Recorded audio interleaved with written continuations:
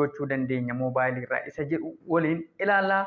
Viidiyoo kana jalqabaa hanga dhumaatti daawwadhaan afeerraa kooti. Egaa karaa lamaan isinitti argisiisa. Karaan inni tokko moobaayilii keessanirraa iddoo seetingii jedhu kanarra tuquudhaan gara fuulduraatti deemtu jechuudha.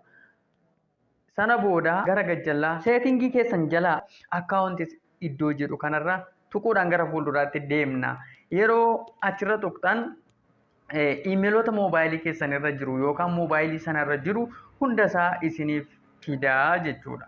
Isinis sanuma bu'uura godhachuudhaan iimeelii achirra jiru sana kan keessaa bahuu barbaaddan yookaan kan rimuuf gochuu barbaaddan irra tuquudhaan keessaa baatu jechuudha. Fakkeenyaaf an iimeelii Debaloo Abbebeetu jedhu kanaan rimuuf godhaa na hordofaa hanga dhumaatti achirra tuquudhaan gara fuulduraatti deema.